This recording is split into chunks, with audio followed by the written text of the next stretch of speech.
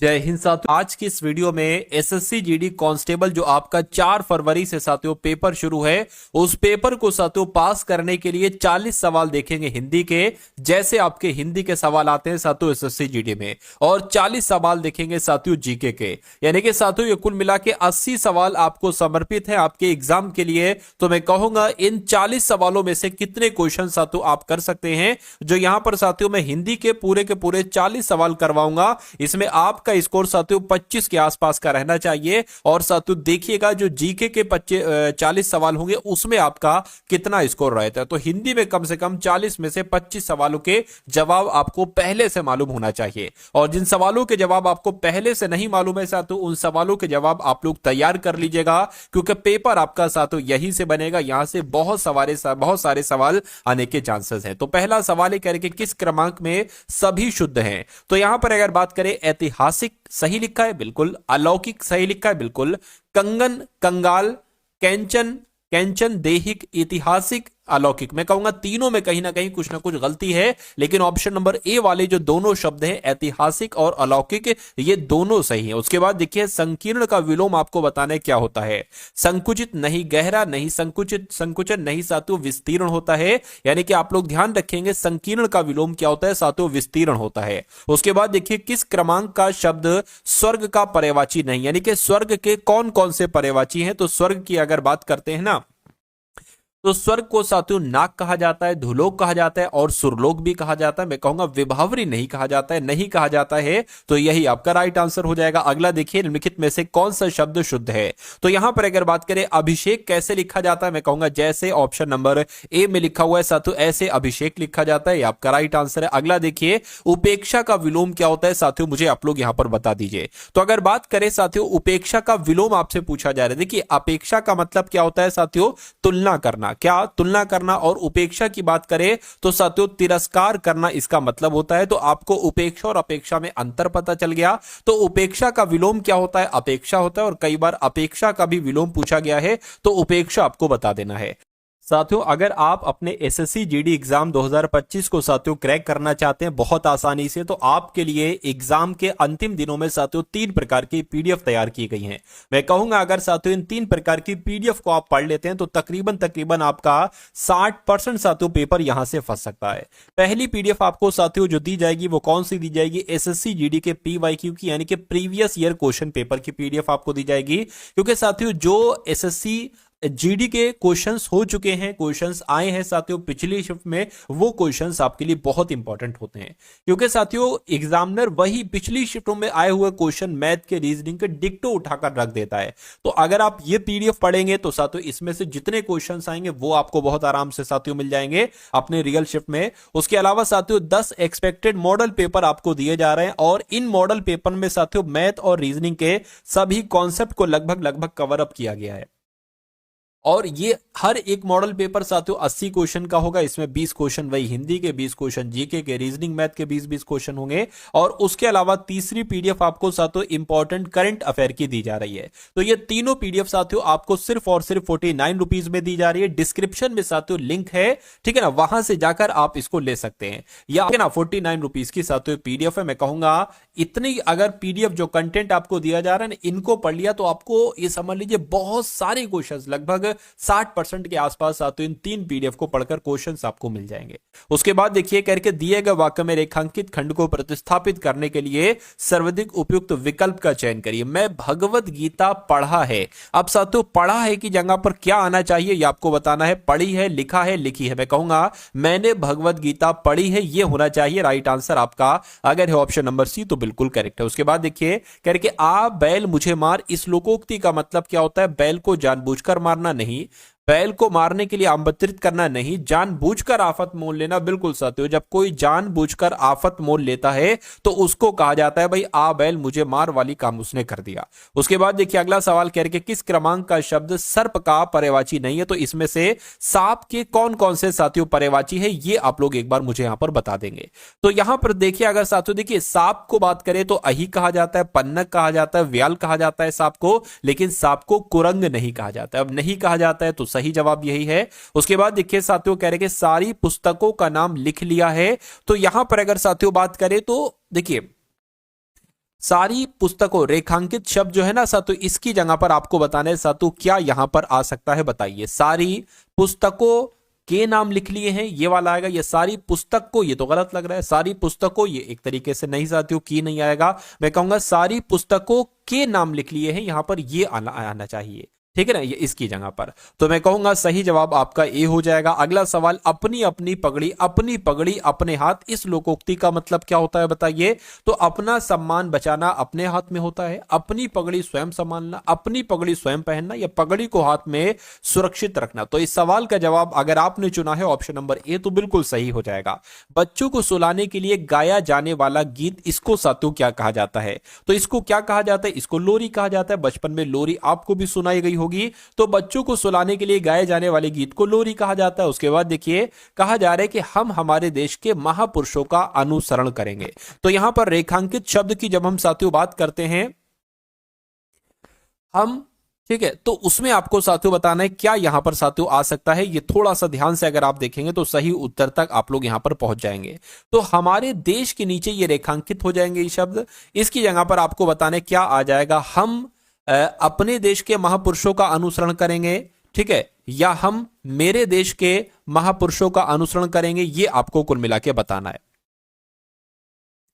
तो हम अपने देश के महापुरुषों का अनुसरण करेंगे, ये होना चाहिए। राइट आंसर आपका किस ऑप्शन के साथ जाएगा साथियों, ऑप्शन नंबर ए के साथ जाएगा। अगला देखिए, कहा जा रहा है कि सुषमा बीमार है क्योंकि स्कूल नहीं गई, इसलिए स्कूल नहीं गई, परंतु स्कूल नहीं गई, या मैं स्कूल नहीं गई। इस खाली जगह में कौन सा शब्द आ जाएगा।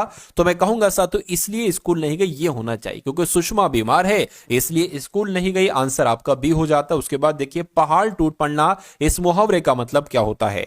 तो पहाड़ टूट पड़ने का मतलब व्यक्ति का बड़ी विपत्ति में पड़ जाना, पहाड़ के नीचे दब जाना, अपने को असमर्थ मानना, पर्वत से पत्थर का गिरना। मैं कहूंगा व्यक्ति का बड़ी संपत्ति विपत्ति में साथियों पड़ जाने को कहा जाता है कि भाई पहाड़ टूट पड़ा मेरे ऊपर। तो ऐसे करके कहा जाता है। जिसे किसी से लगाव ना हो उसके लिए एक शब्द क्या होगा, नश्वर नहीं, लिप्त नहीं साथियों, निर्लिप्त उसको कहा जाएगा जिसे किसी से लगाव नहीं होता है। उसके बाद देखिए कहा जा रहा है साथियों, यहां पर अगर साथियों बात करते हैं हम लोग, अब आपको बताया ना मैं आपका धन्यवाद, अब आपको बताने कि यहां पर साथियों क्या आ जाएगा। मैं आपका धन्यवाद लेता हूं, मैं आपका धन्यवाद देता हूं, ठीक है, या भेजता हूं। कुल मिला के साथियों यहां पर क्या आ जाएगा, ये आपसे कुल मिला के यहां पर पूछा जा रहा है, बताइए। चलिए चलिए भाई, मैं आपका धन्यवाद देता हूं साथियों, ये होना चाहिए। तो कुल मिला के आपने भी अगर यहां पर ऑप्शन नंबर बी का चयन किया है तो मैं कहूंगा आपका चयन बिल्कुल सही है, आपका आंसर यहां पर बिल्कुल करेक्ट हो जाएगा। उसके बाद देखिए अगले नंबर का साथियों सवाल है आपकी स्क्रीन पर। इस सवाल को देखिए और बताइए राइट आंसर क्या है करके। स्वावलंबी व्यक्ति खुशी सुखी रहता है, ये होना चाहिए, या उसके अलावा अगर बात करें सदा सुखी रहता है, स्वावलंबी व्यक्ति सदा सुखी रहता है, या ऐसे सुखी रहता है, या खुद सुखी रहता है। मैं कहूंगा सबसे सटीक जवाब जो आपका आएगा, ठीक है ना, वो साथियों क्या आएगा, वो ऑप्शन नंबर बी वाला आएगा, और यही आपका बिल्कुल सही जवाब हो जाएगा। उसके बाद देखिए अगले नंबर का साथियों सवाल है आपकी स्क्रीन पर। पूछा जा रहा है कि मैं पढ़ने का व्यायाम करता हूं, तो इस व्यायाम के जगह पर योग आएगा, नाटक आएगा, अभ्यास आएगा, क्या यहां पर आएगा साथियों। मैं कहूंगा मैं पढ़ने का अभ्यास करता हूं, व्यायाम नहीं आना चाहिए, अभ्यास आना चाहिए। तो इस प्रकार आपका सही जवाब अगर है ऑप्शन नंबर सी के साथ तो बिल्कुल सही हो जाएगा। अगला सवाल देखिए, कह रहे के वाक्य के अशुद्ध भाग का चयन कीजिए। भिखारी की दशा से मुझे दया आ गई। तो भिखारी की दशा से मुझे दया आ गई, क्या आपका यहां पर साथियों दिक्कत लग रही, बताइए।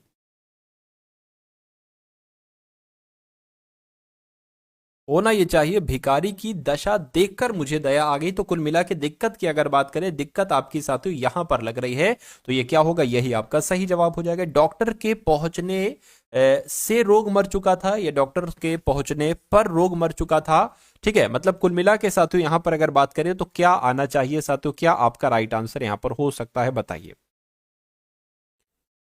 चलिए, डॉक्टर के पहुंचने में रोग मर चुका था, या डॉक्टर, देखिए रोगी होना चाहिए मेरे हिसाब से। डॉक्टर के पहुंचने से पहले कोई दिक्कत साथियों लग रही है, डॉक्टर के पहुंचने पर रोग मर चुका था, या तक, या साथियों डॉक्टर के पहुंचने में रोग मर चुका था। क्या यहां पर कोई दिक्कत साथियों लग रही है? सवाल में दिक्कत लग रही है तो मैं कहूंगा साथियों क्या इसको कट कर देते हैं। डॉक्टर के पहुंचने तक रोगी मर चुका था। हाँ, अगर यहां पर तक लगा दें, क्या अगर यहां पर तक आ जाएगा तो डॉक्टर के, और ये पहुंचने भी गलत लिखा हुआ है, तो डॉक्टर के पहुंचने तक रोगी मर चुका था, ये साथियों यहां पर हो जाएगा। आंसर आपका ऑप्शन नंबर सी के साथ जाएगा। अगला सवाल आपकी स्क्रीन पर है, देखिए और बताइए सही जवाब यहां पर क्या होगा। उत्थान का विलोम आपसे पूछा जा रहा है, तो उत्थान का विलोम साथियों क्या होता है? पतन होता है। आप लोग ध्यान रखेंगे, उत्थान का विलोम क्या होता है? पतन होता है। और आज प्रत्येक गांव में विश्वविद्यालय खोले जा रहे हैं। अब खाली जगह में आपको बताने क्या आएगा? विद्यालय खोले जा रहे हैं, हवाई अड्डे या बंदरगाह। तो मैं कहूंगा साथियों विद्यालय यहां पर आना चाहिए। विद्यालय आपका सबसे सटीक जवाब हो जाएगा। दिए गए वाक्यांश के लिए एक शब्द चुनिए, यानी कि जो देखने योग्य हो उसके लिए एक शब्द साथियों क्या हो सकता है? उसको तो दर्शनीय ही कहा जा सकता है, शोभनीय नहीं, प्रशंसनीय नहीं, रमणीय नहीं, यानी कि जो देखने योग्य हो उसको दर्शनीय कहा जाएगा। अगला देखिए करके, आत्मसम्मानी व्यक्ति का हृदय में लोभ का भाव नहीं होता। तो दिए गए वाक्य के किस भाग में त्रुटि है? जिसमें कोई त्रुटि है उसके बारे में साथियों यहां पर आपको बताना है। आत्मसम्मानी व्यक्ति का हृदय, देखिए आत्मसम्मानी व्यक्ति के हृदय में लोभ का भाव नहीं होता, के आना चाहिए का की जगह। तो मैं कहूंगा दिक्कत इसमें है, तो त्रुटि इसमें है, त्रुटि इसमें है, तो यही आपका सही जवाब है। उसके बाद देख लीजिए अगले नंबर का साथियों सवाल है आपकी स्क्रीन पर, पूछा आपसे जा रहा है कि यहां पर भी साथियों वही चीज है। छात्र जब परिश्रम के मार्ग पर चलता है तो सफलता व संतुष्टि का फल मिलती है। अब फल मिलती है नहीं होना चाहिए, फल मिलते हैं होना चाहिए, मिलता है, ठीक है, या मिलते हैं होना चाहिए। क्या होना चाहिए यह साथियों आपको यहां पर बताना है। फल मिलता है होना चाहिए, यानी कि छात्र जब परिश्रम के मार्ग पर चलता है तो सफलता व संतुष्टि का फल मिलता है। राइट आंसर आपका ऑप्शन नंबर बी हो जाएगा। सूर्य उदय के साथ मैं भी जाग जाता हूं, यह होना चाहिए, या अंदर बाहर, या ऊपर नीचे, या आगे पीछे। मैं कहूंगा सूर्य उदय के साथ मैं भी जाग जाता हूं, ये आपका पूरा वाक्य हो जाएगा और ये आपका सही वाक्य भी हो जाएगा। रात में घूमने वाले के लिए एक शब्द साथियों क्या हो सकता है? तो उसको निशाचर कहा जाता है। रात में घूमने वाले को साथियों क्या कहा जाता है? निशाचर कहा जाता है। अगला देखिए करके, आगंतुक शब्द के पर्यायवाची शब्द का चयन कीजिए। तो यहां पर अगर बात करें साथियों आगंतुक की, किसे कहा जाता है? आगंतुक अतिथि को कहा जाता है आगंतुक। ये आपको याद रखना है। आंसर आपका जो जाएगा वो ऑप्शन नंबर सी के साथ जाएगा। उसके बाद देखिए अगला सवाल है, कहा जा रहा है कि इतने वर्षों की उपरांत मिलने पर हम बहुत खुश हुए। तो आपको बताने दिक्कत कहां पर लग रही साथियों, त्रुटि कहां पर लग रही? देखिए इतने वर्षों के उपरांत मिलने पर हम बहुत खुश हुए, ये होना चाहिए, यानी कि त्रुटि कहां पर है? त्रुटि यहां पर है, कि नहीं होना चाहिए साथियों, के होना चाहिए था। उसके बाद देखिए कह रहे कि घोड़ा भौंक रहा है। क्या घोड़ा साथियों भौंकता है, या घोड़ा हिनहिनाता है, या मिमियाता है, या साथियों कूकता है? मुझे बताइए। साथियों हिनहिनाता है। मैं कहूंगा घोड़ा हिनहिना रहा है, ये आपका सही जवाब हो जाएगा। साथियों अभी जीके के भी 40 क्वेश्चन आप लोग देखेंगे, ठीक है ना। चलिए तो यहां पर अगर साथियों हम लोग बात करते हैं, 32 के बाद 34 आ गया। चलिए, यानी कि आज सुबह से बारिश हो रही है और बच्चा बारिशे में नहा रहा है। तो अब यहां पर साथियों क्या होना चाहिए, ये आपको कुल मिला के बताना है।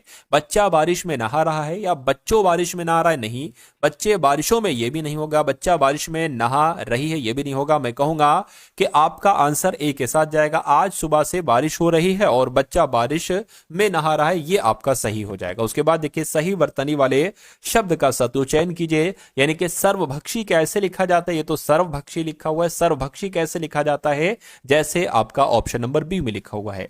उसके बाद देखिए अगला सवाल कह रहे कि अंगूठा दिखाना, इस मुहावरे का मतलब क्या होता है? चिढ़ाना, मौके पर मना कर देना, अंगूठा दिखाकर हंसी उड़ाना, या हंसना। मैं कहूंगा अंगूठा दिखाने का मतलब क्या होता है? मौके पर मना कर देना। राइट आंसर आपका बी हो जाता है। उसके बाद देखिए अगला सवाल है, कहा जा रहा है कि अपने मुंह मियां मिट्ठू बनना, इस मुहावरे का मतलब क्या होगा साथियों बताइए।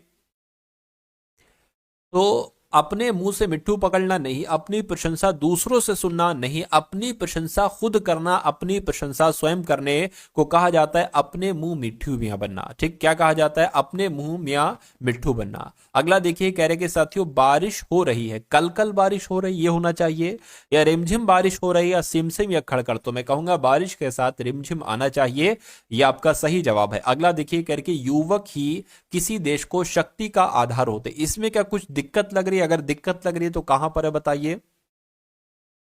देखिए, युवक ही किसी देश का शक्ति का आधार होते हैं, ये होना चाहिए। तो त्रुटि कहां पर है? त्रुटि यहां पर है। और ये शब्द कहां पर है? ये शब्द यहां पर है। तो मैं कहूंगा दिक्कत आपके ऑप्शन नंबर डी वाले में होगी। अगला सवाल है आपकी स्क्रीन पर, देखिए साथियों और बताइए सही जवाब क्या है। कहा जा रहा है कि वही रेखांकित खंड को प्रतिस्थापित कीजिए और बताइए राइट आंसर आपका क्या हो सकता है। चलिए, तो यहां पर अगर साथियों बात करते हैं तो यहां से ये आपका पूरा रेखांकित हो जाएगा। ठीक है, आपको बताने की इसकी जगह पर क्या आ जाएगा, यात्रा का प्रबंध शीघ्रता में हुआ था, अतः ना तो उसके पास पर्याप्त वस्त्र थी, ये गलत है, और ना ही धन का पूरा प्रबंध। तो यहां पर आपको बताने साथियों कैसे क्या होगा, साथियों बताइए। ना तो उसके पास पर्याप्त वस्त्र थे, ना तो उसके पास पर्याप्त वस्त्र थे, और ना ही धन की पूरा प्रबंध। देखिए, धन की पूरा प्रबंध ये गलत हो जाएगा, धन का पूरा प्रबंध होना चाहिए। ना तो उसके पास पर्याप्त वस्त्र थे और ना ही धन को पूरा प्रबंध, यहां पर को भी नहीं आएगा। ना तो उसके पास पर्याप्त वस्त्र थी भी नहीं आएगा।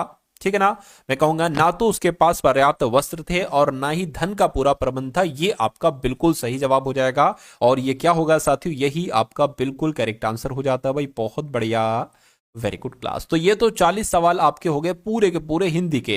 अब जीके के साथियों आप लोग 40 क्वेश्चन यहां पर देख लीजिए, बहुत तेजी के साथ साथियों हम लोग चलेंगे। चलिए भाई, तो कहां पर क्या कहा जा रहा है, कह रहे कि कोणार्क सूर्य मंदिर ये कहां पर स्थित है? तो ये ओडिशा में स्थित है। आप सभी लोगों को याद रखना है, कोणार्क सूर्य मंदिर ओडिशा में स्थित है। 7वीं शताब्दी के प्रारंभ के साथ थानेश्वर और कन्नौज के सिंहासन पर कौन विराजमान हुआ था? तो साथियों हर्षवर्धन विराजमान हुए थे। राइट आंसर आपका ऑप्शन नंबर डी हो जाएगा। अगला देखिए, कह रहे कि नटराज की कांस्य की प्रतिमा किसके शासनकाल के दौरान निर्मित की गई थी? तो किसके शासनकाल के दौरान निर्मित की गई थी? आप लोग ध्यान रखेंगे, चोल के शासनकाल के दौरान निर्मित की गई थी नटराज की कांस्य की प्रतिमा।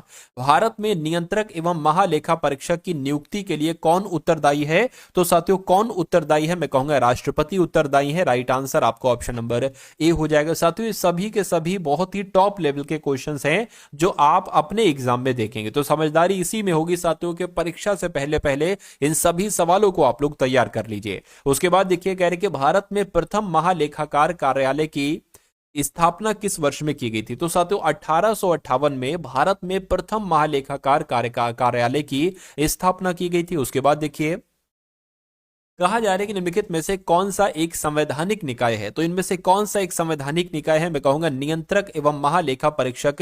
ये क्या है? ये एक संवैधानिक निकाय है। उसके बाद देखिए, भारत के राष्ट्रपति के द्वारा 15वें वित्त आयोग का गठन कितने वर्ष की अवधि के लिए किया गया है? तो साथियों 5 वर्ष की अवधि के लिए किया गया है, ये भी आपको मालूम होना चाहिए। उसके बाद देखिए, कह रहे कि चुनाव आयोग का प्रमुख किसके द्वारा नियुक्त किया जाता है? तो ये तो भारत के राष्ट्रपति ही तो करते हैं साथियों। जो चुनाव आयोग के प्रमुख होते हैं ना, ये कौन नियुक्त करते हैं? भारत के राष्ट्रपति साथियों इनको नियुक्त करते हैं। राइट आंसर आपका ऑप्शन नंबर बी हो जाएगा। अगला सवाल देखिए, कह रहे कि निम्नलिखित में से कौन सा केंद्रीय चुनाव आयोग का महत्वपूर्ण कर्तव्य नहीं है? तो केंद्रीय चुनाव आयोग के कर्तव्य साथियों कौन कौन से हैं? क्या स्थानीय चुनाव करना ये नहीं है साथियों।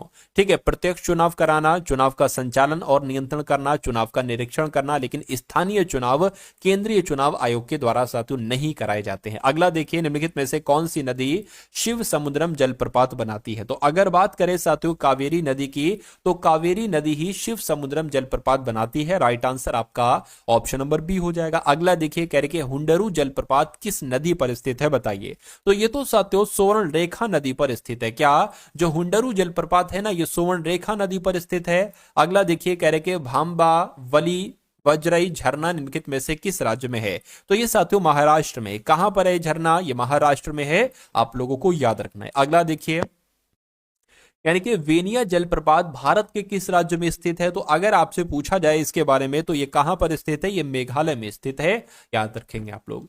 चलिए, उसके बाद देख लीजिए, अगले नंबर का सवाल है साथियों, वीडियो अगर आपने अभी तक साथियों लाइक नहीं की तो वीडियो को आप लोग क्या कर दीजिए, वीडियो को साथियों आप लोग लाइक कर दीजिए और चैनल को आप लोग जरूर साथियों सब्सक्राइब कर दीजिए। अगला देखिए, कह रहे कि ओडिशा का बाघ नाच किस हिंदू माह में किया जाता है? तो मैं कहूंगा ये तो चैत्र माह में किया जाता है। क्या ओडिशा का बाघ नाच जो है ये साथियों चैत्र हिंदू माह में किया जाता है। अगला देखिए, निम्नलिखित में से किस नृत्य में महिलाएं तोते की भांति नृत्य करती हैं? तो मैं कहूंगा साथियों जो सुवा नृत्य है ना साथियों, क्या सुवा सुवा नृत्य। सुवा नृत्य में महिलाएं तोते की भांति नृत्य करती हैं। राइट आंसर आपका ऑप्शन नंबर डी हो जाएगा। अगला देखिए, कह रहे हैं कि जागुई नृत्य किस राज्य का नृत्य रूप है, बताइए। तो जागुई नृत्य की अगर बात करें तो साथियों ये कहां का है, आपसे पूछा जा रहा है, मैं कहूंगा ये तो मणिपुर का है। कहां का है साथियों जागुई नृत्य, ये मणिपुर का है। राइट आंसर आपका ऑप्शन नंबर बी हो जाता है। अगला देखिए, कह रहे कि इनमें से कौन सा नृत्य मध्य प्रदेश की एक नृत्य शैली है। तो अगर बात करते हैं साथियों माच की, जो माच है ना नृत्य, माच नृत्य, ये मध्य प्रदेश का एक नृत्य है। ये आप लोगों को याद रखना है, ये सवाल आपके एग्जाम में साथियों पूछे जा चुके हैं। और जितने भी सवाल आपको करा रहा हूं साथियों, यहां से बहुत सारे मैक्सिमम क्वेश्चन जो वो हैं जो आपसे किसी न किसी एसएससी जीडी की शीट में पूछे जा चुके हैं, एसएससी की परीक्षाओं में पूछे जा चुके हैं। तो वो सवाल आपके लिए बहुत इंपॉर्टेंट होते हैं जो किसी न किसी परीक्षा में पूछे जा चुके हैं, क्योंकि एग्जामिनर दोबारा घुमा फिरा के उन्हीं क्वेश्चंस को लाता है। चलिए अब बात कर लेते, कह रहे कि जो मोडसे निम्नलिखित में से किस भारतीय राज्य का पारंपरिक नृत्य है। तो मोडसे कहां का एक नृत्य है, मैं कहूंगा ये तो नागालैंड में किया जाता है नृत्य। मोडसे नाम का नृत्य कहां किया जाता है, नागालैंड में किया जाता है। अगला सवाल है आपकी स्क्रीन पर, कह रहे हैं कि साथियों थियस निम्नलिखित में से किस राज्य का लोकप्रिय नृत्य है, बताइए। तो ये कहां का है साथियों, ये केरल का है। कहां का है, केरल का है साथियों ये थियस नाम का लोकप्रिय नृत्य। अगला देखिए, कह रहे कि लोकप्रिय कुड़बी नृत्य जो है ना, क्या कुड़बी नृत्य किस भारतीय राज्य से संबंधित है।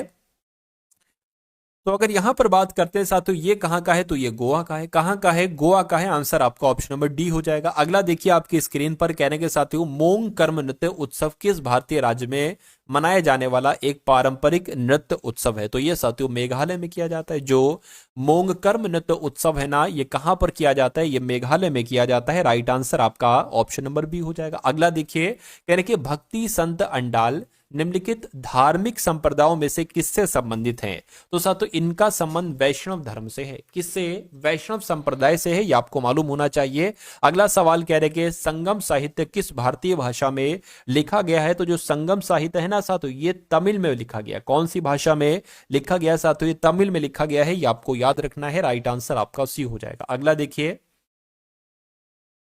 कहने की निम्नलिखित में से पल्लव राजवंश की राजधानी कौन सी है। तो पल्लव राजवंश की राजधानी की अगर बात करते हैं तो कांचीपुरम है। क्या साथियों, निम्नलिखित में से पल्लव राजवंश की राजधानी कौन सी है, तो कांचीपुरम है। राइट आंसर आपका सी हो जाएगा। बारावती किला भारत के किस राज्य में स्थित है। तो अगर सवाल आपसे पूछा जाए कि जो बारावती किला है ना ये कहां पर है, तो ओडिशा आपको लगा देना है। कहां पर है साथियों ये बारावती किला, ये भारत में ओडिशा में स्थित है। अगला देखिए, सुल्ताना रजिया के पिता का नाम क्या था। तो इनके पिता का नाम साथियों क्या था, इल्तुतमिश इनके पिता का नाम था, ये भी आप लोग याद रखेंगे। उसके बाद देखिए, कह रहे कि दक्षिण भारतीय वंश विजयनगर साम्राज्य किस राजा के द्वारा स्थापित किया गया था। तो ये तो साथियों हरिहर के द्वारा स्थापित किया गया था। ये भी अच्छा क्वेश्चन है, आपसे एग्जाम में पूछा जाता है। चलिए भाई अगले नंबर का सवाल है आपकी स्क्रीन पर। देखिए यहां पर अगर बात करें साथियों, अगर सिलेबस पैटर्न की बात करें तो आपको मालूम होना चाहिए कि हिंदी के आपके पूरे के पूरे 20 क्वेश्चंस आएंगे। उसके अलावा अगर साथियों यहां पर जीएस की बात करते हैं, जनरल स्टडी की बात करते हैं, तो इसमें भी आपके कितने क्वेश्चंस आएंगे, 20 क्वेश्चंस आएंगे। अगर रीजनिंग की साथियों बात करें या अगर मैथ की बात करें तो मैथ के भी आपके 20 सवाल आएंगे और रीजनिंग के भी साथियों यहां पर आपके 20 क्वेश्चंस आएंगे, यानी कि टोटल 80 क्वेश्चंस होंगे। लेकिन हमारा टारगेट क्या है साथियों कि इस हिंदी को आपको ऐसे पढ़ा दिया जाए कि 20 में से 20 क्वेश्चन आपके सही हो। इस रीजनिंग को आपको ऐसे पढ़ा दिया जाए, सभी कॉन्सेप्ट को कवर करा दिया जाए एग्जाम तक कि 20 में से 20 सवाल आप बिल्कुल सही करें। और इसमें भी साथियों यही चीज है, यानी कि अगर 3 सब्जेक्ट में आपके 60 में से 60 क्वेश्चन सही हो जाते हैं तो ये बहुत अच्छी बात होगी साथियों। मैं कह सकता हूं अगर ये हो जाता है तो 99% आपके सिलेक्शन के चांस हो जाते हैं। लेकिन जीएस की अगर बात करें, आप साथियों 12 से 13 सवाल भी सही कर देते हैं तो यही स्कोर बैठकर जाकर 72 से 73 प्रश्नों तक हो जाता है। मैं नहीं मानता साथियों 72-73 प्रश्न, मैं मानता हूं अगर 70 प्रश्न भी आपके सही हो जाते हैं 80 प्रश्नों में से, तो ये बहुत अच्छी बात है और इसमें 100% सिलेक्शन आपका निश्चित है किसी भी स्टेट से, किसी भी कैटेगरी में। ठीक है, देखिए सिलेक्शन तो आपका 65 क्वेश्चन करने पर भी हो जाएगा, 65 क्वेश्चन करने पर भी हो जाएगा। लेकिन आप सोच ऊपर रखिए, क्योंकि जब आप 70 प्रश्नों को सही करने की सोचते हैं तो आप उसी हिसाब से मेहनत भी करोगे। अरे भाई इंसान जब सोचता है कि मुझे परीक्षा में 80-85% लाना है, फिर उसी हिसाब से वो पढ़ाई करता है उतनी मेहनत के साथ। लेकिन अगर कोई सोच लेता है कि अरे 55% कट ऑफ जाती है तो मैं तो भाई 60% की तैयारी कर रहा हूं, इतने आ जाए, तो फिर वो मेहनत भी वैसे ही करता है। इसलिए आपको टारगेट बड़ा से बड़ा लेकर चलना है। कि इसमें इसमें इसमें पूरा पूरा स्कोर आएगा और इसमें 12 से 13 प्रश्न तकरीबन सही हो जाएंगे। ठीक है, चलिए तो यही चीज है साथियों। तो कुल मिला के साथियों एक डेली क्लास आपकी चलती है ये 80 प्रश्नों की। ठीक है, 20 हिंदी के, 20 जीएस के, रीजनिंग के कुछ और मैथ के कुछ। तो इसलिए चैनल पर नए हैं, चैनल को साथियों सब्सक्राइब आप लोग कर लीजिए, जो रेड कलर में लिखा हुआ है सब्सक्राइब उसको साथियों दबा दीजिए और घंटे जैसा निशान हो उसको भी क्लिक कर लीजिएगा, ऑल पर साथियों क्लिक कर लीजिएगा। कहने के भारत में राज्यों के राज्यपाल की नियुक्ति करने का अधिकार साथियों किसके पास है? तो ये अधिकार भी साथियों राष्ट्रपति के पास है। आंसर आपका डी के साथ जाएगा। जम्मू और कश्मीर का संविधान किस वर्ष अपनाया गया था? तो मैं कहूंगा 1956 में अपनाया गया था। अगला देखिए, निम्नलिखित में से किस केंद्र शासित प्रदेश को भारत में आंशिक राज्य का दर्जा दिया गया है? तो किसकी बात चल रही है साथियों? पुदुचेरी की बात चल रही है। आंसर आपका डी हो जाएगा। उसके बाद देखिए करके भारतीय संविधान में कितनी अनुसूचियां हैं? तो भारतीय संविधान में साथियों 12 अनुसूचियां हैं। आंसर आपका अगर है ऑप्शन नंबर बी के साथ तो बिल्कुल करेक्ट है। इनमें से क्या राज्य सूची में साथियों शामिल है? बताइए।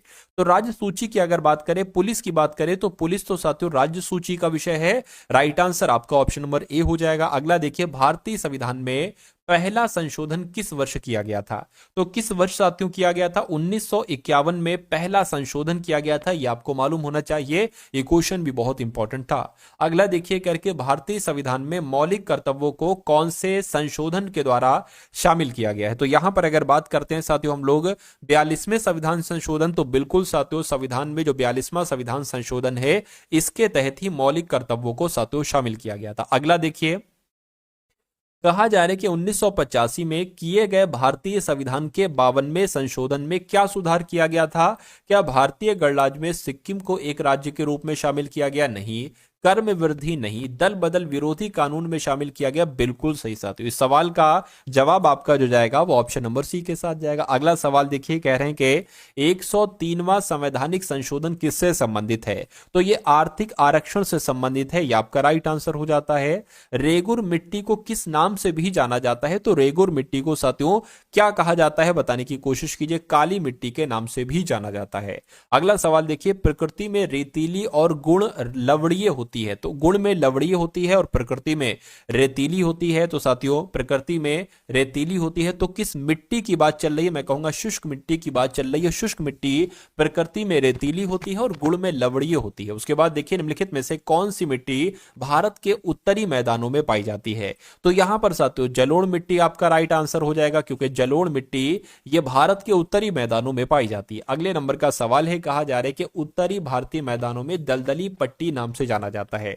तो साथियों जो आपका तराई है ना, ये उत्तरी भारतीय मैदानों की दलदली पट्टी नाम से जाना जाता है। राइट आंसर आपका ऑप्शन नंबर बी हो जाता है। भाई बहुत बढ़िया, वेरी गुड क्लास। तो साथियों कैसे लगे आपको ये पूरे के पूरे 80 सवाल? एक बार कमेंट सेक्शन में इस क्लास के बारे में आप लोग जरूर बताइएगा। इस क्लास को साथियों लाइक करिएगा। चैनल पर अगर नए हैं तो चैनल को सब्सक्राइब कीजिएगा। डिस्क्रिप्शन में साथियों ग्रुप का लिंक है, उस ग्रुप को जरूर ज्वाइन कीजिएगा, क्योंकि सभी क्लासेस आपको वहां पर डेली में भेजता रहता हूं। उसके अलावा साथियों जिस पीडीएफ का मैंने जिक्र किया था, सिर्फ और सिर्फ 49 रुपीज में वो पीडीएफ है। उस पीडीएफ को साथियों जरूर लीजिएगा, क्योंकि उस पीडीएफ में आपकी कंप्लीटली तौर से तैयारी हो जाएगी।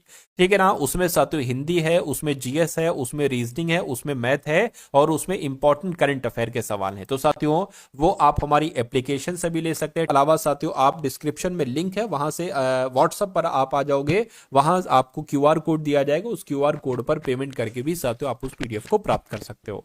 तो जैसे चाहते हो साथियों ले सकते हो। ठीक है, चलिए तो अपने मित्रों के साथ साथियों इस वीडियो को आप लोग जरूर शेयर कर देना। मिलते हैं हम सभी लोग आने वाली वीडियो में। जय हिंद साथियों।